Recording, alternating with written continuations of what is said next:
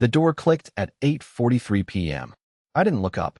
I was sitting in the dark, on the floor of the hallway, outside the bedroom. Her suitcase wheels whispered across the hardwood like they didn't want to wake the truth. I counted her steps. 8. Pause. 3 more. She stopped right in front of me. "You're just sitting there?" she asked, like I was the one who'd broken something. Still, I didn't look up. Not yet. The air shifted. A familiar, sharp cologne cut through the stale silence. Not mine. I hadn't worn any in weeks. Not since she left. But I recognized this one. It was his. I had smelled it once, a year ago, when she came back from a co-ed networking dinner, and her scarf reeked of sandalwood and smoke. Back then, she said it was just the bar. Tonight, it was her, coated in it. She walked past me, hesitated, maybe, and into the bedroom. I heard the suitcase zip open, then unzip again. She was searching for something. Maybe comfort. Maybe denial. Then, the closet. Silence. And then, a gasp so raw it stopped time. A soft thud. Something hit the floor. Maybe her. Maybe the thing I left there. I still didn't move. She choked out my name. Once. Then again, like saying it would undo it all. "Elle, what is this?" Her voice cracked. Not angry. Not even defensive. Just wrecked. Good. Because in the back corner of that closet, on the middle shelf, under her stack of fake yoga pants she never wore on the girls' trip, she found it. A single envelope. One photo. One hotel receipt. And his wedding band. Still warm. She didn't cry. Not right away. I could hear the rustle of paper, the sound of her palm brushing over the glossy photo, as if that would change what she was seeing. But the silence that followed told me she recognized it instantly. Not the hotel receipt. Not the ring. But the photograph. I didn't move from the hallway. I didn't need to see her face to know the exact moment her knees gave out, and she folded into herself. I knew because I'd imagined it hundreds of times over the past week, rehearsed it, even. That split second where her mind tries to make sense of something it can't argue with. Her voice finally broke through the dark. This was from 3 years ago. Yes, it was. I said nothing. "You told me you deleted this." I did, but I had a backup. The photo was of the two of us at a cabin in Vermont. Snow in her hair, my arm around her waist. That awkward little smirk I always hated on my face. The timestamp in the corner said January 18th. The significance? That was the weekend she told me she was at her mom's. The weekend I found out the truth. She had told her mom she was going away with friends from college. She told her friends she was visiting her mom. And she told me she needed space. But she forgot one thing. People lie, metadata doesn't. That photo, the one she asked me to delete after our fresh start, had the GPS location still embedded in the file. That cabin wasn't ours. It was rented 2 days before. By him. That ring she found beside the photo? It was his. I mailed it to myself the day she left for her girls' trip. He dropped it in the lake behind the cabin 6 months ago after she told him she chose me. Spoiler. She didn't. Her voice came again, smaller this time, like a child lost in a mall. "Ellis, how long have you known?" That's the part that stung. Not because I didn't know, but because she thought I hadn't figured it out long ago. Like she still believed I was that dumb, oblivious doormat she married. Like I hadn't noticed how her showers got longer, how she turned her phone over when she texted, how her stories started sounding rehearsed. I stood up, slowly, knees aching from the cold floor. She was on her knees, surrounded by the evidence, her back against the closet door like she could disappear into it. "Why now?" she asked, eyes glossy. "Why wait until after I got back?" I looked her straight in the eye for the first time in 10 days. Because I wanted to see if you'd come home smelling like me or him. And I turned around and walked downstairs. She didn't follow. Not yet. The kitchen felt colder than usual. Maybe it was the tile. Maybe it was the silence. Maybe it was her, upstairs, in a closet of ghosts and broken timelines. I poured myself a glass of water and stood at the sink, staring out into the backyard like I expected it to explain something. But my mind wasn't there. It was 4 days earlier. At the bar. The ring hadn't washed ashore. I hadn't dug it up. I hadn't even hired a private investigator, though I had considered it, once, during a particularly pathetic evening of whiskey-fueled Googling. He gave it to me. Travis Hale. The man my wife swore was just a family friend from her hometown. The man who never came to our house, but somehow always found time to comment on her photos. The man who, for some reason, had her new number even when I didn't. I saw him by accident. I was supposed to be picking up dry cleaning. My car battery had died. I walked 2 blocks to that Irish pub by the pharmacy. I didn't even plan to go in. I just wanted to call an Uber and get out of the sun. But then I saw him. In the corner booth. Slouched back with a whiskey glass, swirling the ice like it owed him something. He didn't look powerful or smug. He looked like someone who'd lost something. Or someone. I don't know what possessed me. I walked straight up, sat across from him, and didn't say a word. He looked up, startled. Then, recognition. And then, strangely, relief. "You must be Ellis," he said quietly. That wasn't the tone I expected. There was no smirk. No fake civility. Just tired honesty. "She said you never wanted to meet me," he added. I didn't respond. He stared into his glass. "She lied about you. A lot." That caught me off guard.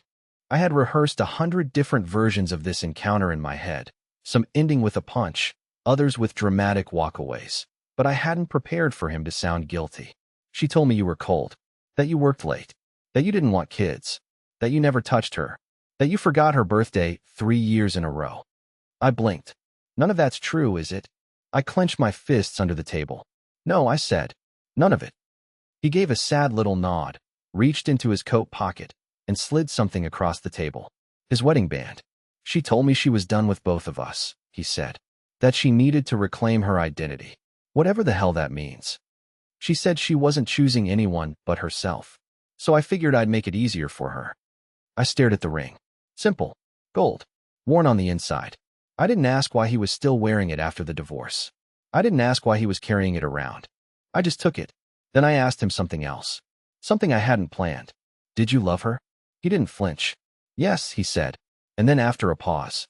"But I think I only love the version she showed me." I stood up, nodded once, and left. No threats. No fights. Just 2 men who'd finally realized they weren't rivals. Just collateral. Back in the kitchen, I reached into the drawer where I'd hidden the backup photo. I flipped it over. On the back, in her handwriting, "Vermont weekend. Us versus the world kiss mark." A lie dressed as a memory. I heard her footsteps upstairs. Careful. Hesitant. The game was beginning. And I wasn't finished.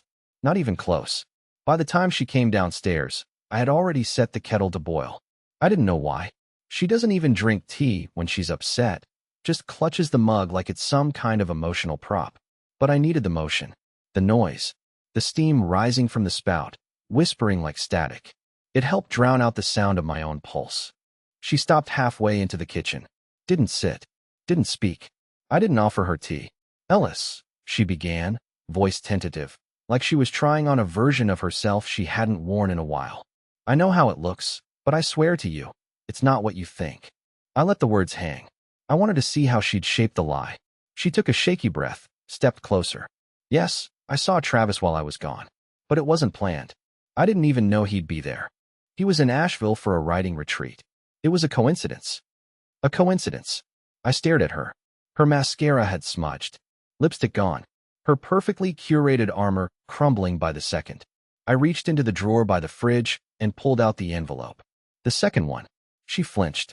"I didn't leave just one surprise in your closet," I said.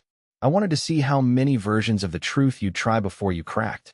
I slid the envelope across the island. Her fingers trembled as she opened it. Inside, screenshots. Emails. Not texts. Not messages she could claim were faked. Emails from her personal Gmail to Travis, planning the entire trip. Subject lines like, "Found the perfect Airbnb, fireplace, and private deck fire. Bring the whiskey you had last time.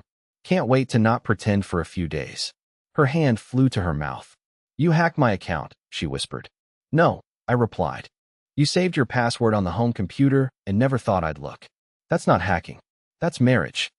She looked like she wanted to be angry, like she wanted to scream and accuse me of violating her privacy, of playing games, of being dramatic. But she didn't. She sank into the chair instead, head in her hands. "I was lonely," she said quietly. "So was I." I shot back before I could stop myself. Difference is, I didn't solve it by sleeping with someone who sends mass texts and still uses Axe body spray. That got a twitch of a smile. Just for a second. A ghost of her old self. The one I married. Before she traded quiet mornings for curated moments and connection for dopamine hits. "I never meant for it to be like this," she said. And for a second, she almost sounded sincere. "I was going to tell you after the trip. I was going to end it. End what? I asked. Him? Or us? She didn't answer. And that told me everything. There's a moment in every relationship when the shift happens. When the hurt doesn't come from what they did, but from who they became to do it. I wasn't mourning the affair. I was mourning the fact that she could look me in the eyes for months and still tuck her phone under the pillow. That she could go on trips with lingerie packed in zippered compartments and lie to my face about how yoga healed her. I stood up. Her head jerked up like she expected me to scream. Instead, I opened the cabinet above the fridge and pulled out the manila folder. The one I'd been building in silence. I dropped it in front of her. She hesitated. Inside were printed emails, date-stamped calendars, receipts, call logs, and one copy of a legal consultation summary. I wasn't sitting here waiting for you to tell the truth, I said. I was documenting everything. Quietly. Thoroughly. Like you never imagined I could. Her voice cracked. What is this? Insurance, I said. She opened the last page and saw the name. Not hers. Her sister's. She didn't follow me at first. I'd left her there, kneeling on the bedroom floor, closet doors still wide open, the envelope beside her like a detonated truth bomb. I heard nothing for a solid 10 minutes. No steps. No crying. Just silence. Then, finally, she came down.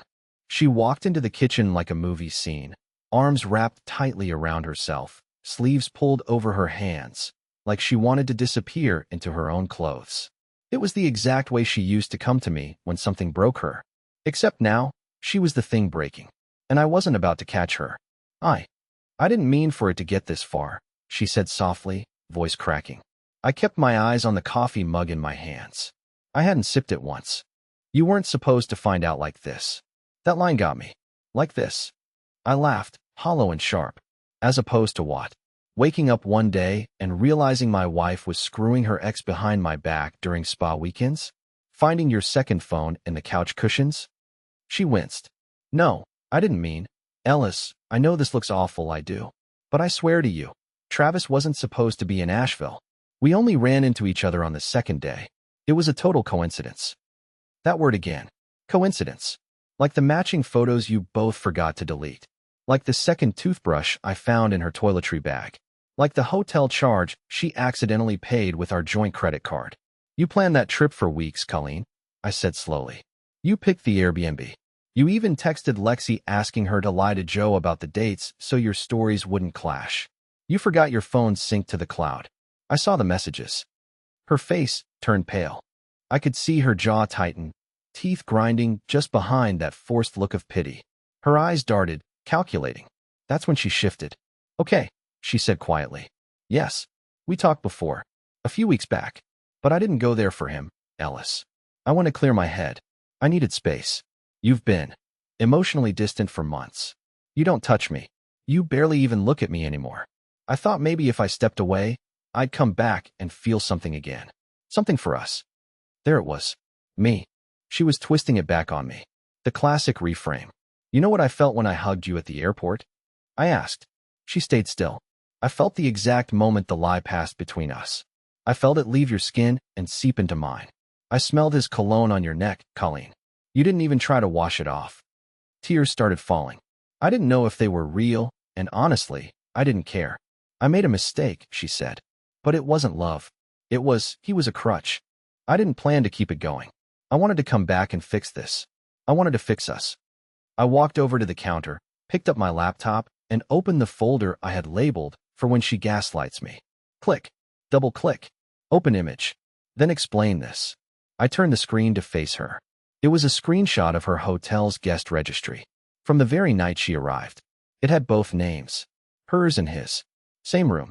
Same check-in time. And just below that, an accidental selfie from her synced gallery. A blurry mirror shot. Her in the hotel bathroom. Hair tied back. Lipstick freshly applied. But the key wasn't the image. It was the EXIF timestamp. Taken 3 minutes after check-in. She looked like she'd been slapped. Her body staggered back slightly, and her hand reached for the counter like the floor tilted under her. I didn't want this, she whispered. I know, I said. You wanted him. And then you wanted to come back to me. Her knees buckled, and for a moment, I thought she might fall again. But she didn't. She stayed upright, just barely. Then she said something that honestly chilled me more than anything else she had up to this point. What are you going to do? Not, can we fix this? Not, please don't leave me. Just a cold, frightened. What are you going to do? And I realized in that moment. She knew this wasn't just about betrayal. This was about what I'd become while she was gone. And she should be scared. She didn't sit down again. I watched her hover by the edge of the kitchen like the floor might open beneath her. She looked smaller now, like the walls had shrunk, or maybe she had a version of herself she couldn't perform anymore. Not in this lighting. Not in front of me. I didn't say anything. Silence is an underrated weapon. And right now, it was doing more damage than yelling ever could. Her eyes moved to the table. She noticed the letter. I had left it there. Not by mistake. Just a single sheet of paper. Folded. No envelope. No name on the outside. Just waiting. I saw the flicker in her eyes. The hesitation. She reached for it like it might burn her. Her fingers shook as she opened it. And when she started to read, she froze. The letter wasn't from me. It was from her sister. No salutation. No intro. Just a paragraph written in rushed, shaky handwriting. The kind that screams guilt even in cursive. I'm sorry for keeping this from you. I thought you knew. I thought it wasn't my place. But when Travis showed up at my door asking for your address again, I couldn't lie anymore. You told me you were done with him. You promised me after the wedding that you'd never see him again. I covered for you once. I won't do it again. You need to tell Ellis the truth. Before he finds out the rest. Her knees buckled. She didn't fall, but she leaned on the counter with both hands, like her body needed grounding. You talked to her? She asked, barely audible. I nodded once. Last week. She called me, actually. She looked at me then. Really looked, and something behind her eyes cracked. Not sadness. Not even shame. But fear. Because she realized something she hadn't considered before. This wasn't just about what I discovered. It was about what I'd already known. Your sister told me a lot of things. I continued, still calm. She told me about the reunion trip 2 years ago. The one you said was all girls. She said she found Travis's watch in the bathroom, and you begged her not to say anything. That was nothing, she said quickly, desperate now. That was before. It wasn't even physical then. But it was emotional. I cut in. It always starts there. She opened her mouth to argue, but the words failed her. I leaned back against the sink and let the silence crawl in again. Then I said the part she wasn't ready for. I didn't plan this revenge, Colleen. I didn't orchestrate this like some kind of dramatic show. I waited. I watched. And I collected you in your most honest moments. The ones when you thought I wasn't looking. I walked past her slowly, into the hallway, and pulled open the hall closet. From the top shelf, I took down a box. Small. Plain. Taped shut. What's that? She asked. Your trip, I said. All of it. I placed it gently on the kitchen counter. She didn't move. Inside were printed screenshots, receipts, synced photos, email confirmations, and a USB stick. One folder. All labeled, time-stamped, indexed. I hadn't made it for a divorce lawyer. I had made it for me. To remind myself that I wasn't crazy. That I hadn't imagined the change. That her coldness wasn't in my head. That the way she used to leave the room when I entered wasn't just coincidence. Her hands moved toward the box, slowly, reluctantly, and then stopped. Why are you doing this? She whispered. Why now? I stepped closer and looked her dead in the eye. Because for the first time in years, I wanted you to feel what I felt. To stand in the middle of your own house and wonder if the person across from you was still yours. She covered her mouth like she was going to throw up. I walked past her, picked up my keys, and opened the front door. She spun around. Wait, where are you going? I paused in the doorway. Didn't turn back. I'm going to stay somewhere that doesn't smell like his cologne. Then I stepped outside and left her alone with the box and the letter and the truth.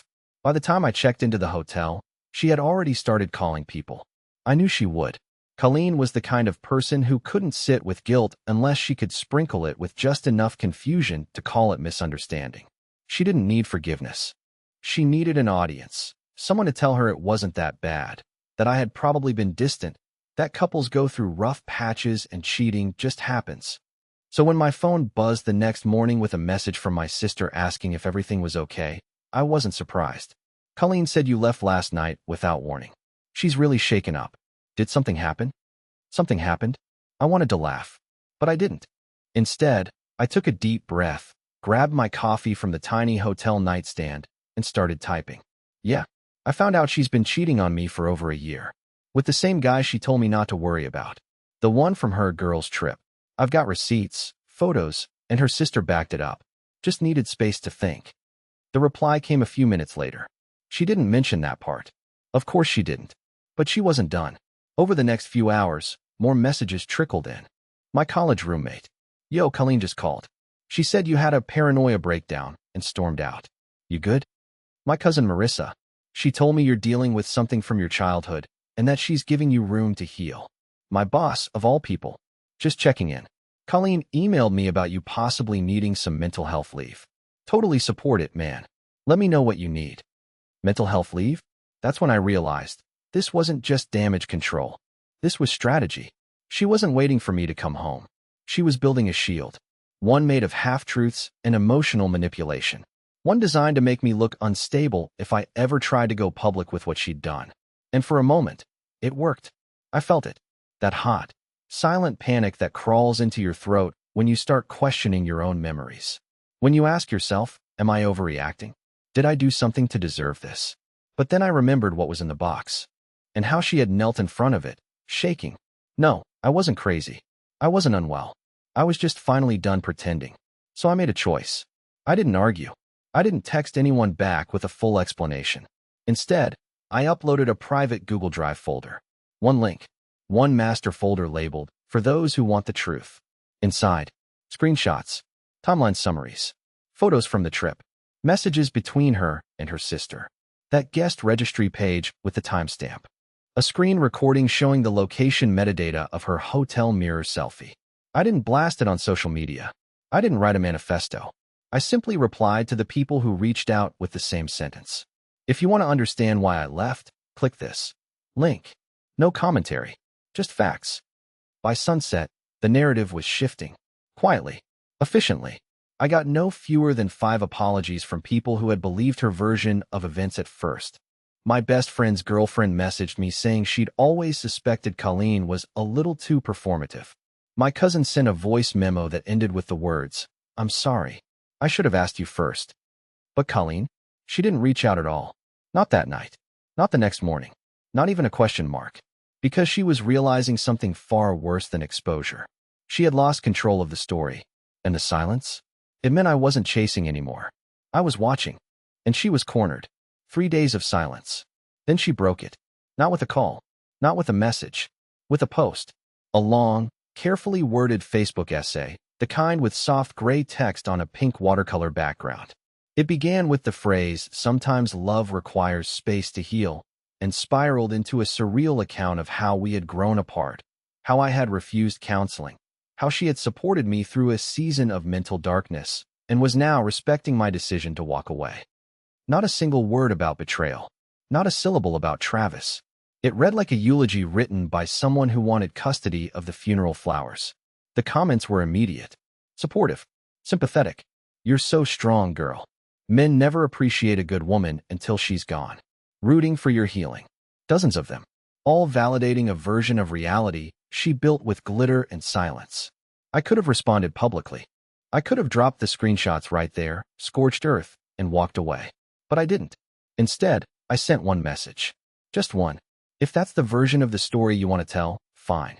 But if you don't take it down by tonight, I will post my version. With your words. And your timestamps. An hour later, the post vanished. No apology. No update.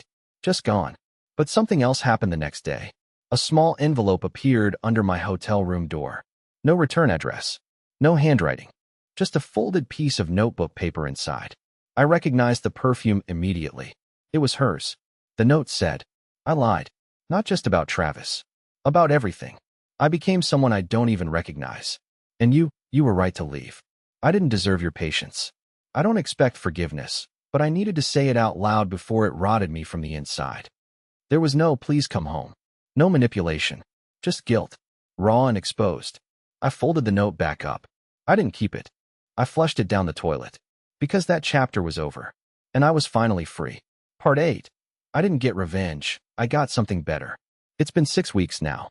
I moved out of the hotel 2 weeks ago and into a small rental near the lake. It's quiet here. Peaceful.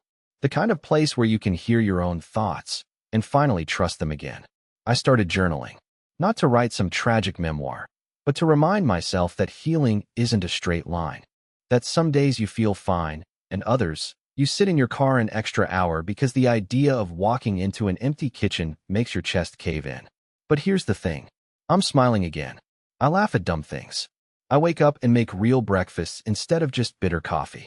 I even reconnected with my brother, the one I stopped talking to after the wedding because Colleen said he wasn't emotionally supportive enough. Turns out he was just the only one who saw through her. I haven't blocked her, haven't stalked her socials, haven't cared. I don't need to know if she's with him again, or alone, or trying to rebuild, because I'm not rebuilding. I'm starting from scratch. Better foundation, better boundaries, better me. A few days ago, I sat on the dock with my journal in my lap and a cold beer in my hand. The sunset hit the water like a painting, and for the first time in years, I didn't think about who wasn't beside me. I thought about who I was becoming, and I liked him. This story didn't end with revenge. It ended with release. And sometimes, that's the most powerful ending you can write.